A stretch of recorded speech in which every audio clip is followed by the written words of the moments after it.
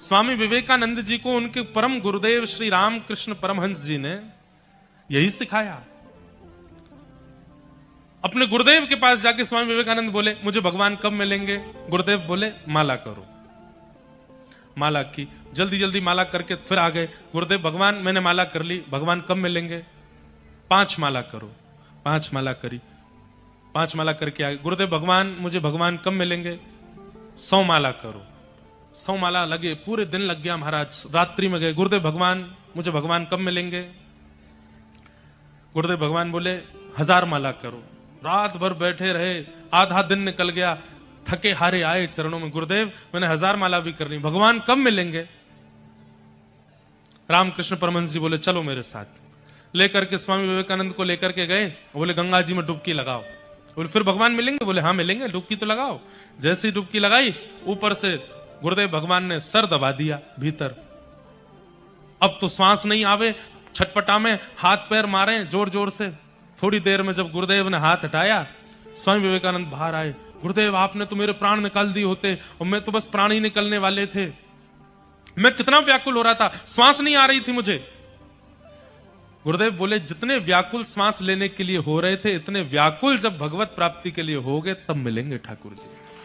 व्याकुलता भगवत दर्शन कराती है। आप कितना भी जप करिए, कितना भी तप करिए, कितनी भी 3-4 बार नहाइए, दिन भर में पवित्र रहिए, इनसे भगवत दर्शन नहीं हो सकता। पुण्य मिल जाएगा, पवित्र हो जाओगे आप, श्रेष्ठताएं मिल जाएंगी, सिद्ध हो जाओगे आप। और एक बात बताऊं आपको, बहुत गोपनीय बात है। भगवत प्राप्ति के लिए जब व्यक्ति कार्यरत होता है तो सिद्धियां आती हैं सामने, और वो सिद्धियां रूप बना करके उसको आकर्षित करती हैं कि हम तुम्हारी भजन निष्ठा आदि से बहुत प्रसन्न हैं, तुम चाहो तो हमको स्वीकार कर लो। व्यक्ति पूछता है आपको प्राप्त करने से क्या होगा?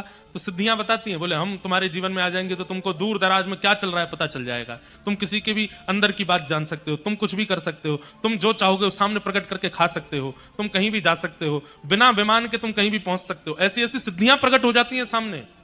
और व्यक्ति अगर उन सिद्धियों को स्वीकार कर लेता है तो एक प्रकार का लोभ ठाकुर जी देते हैं।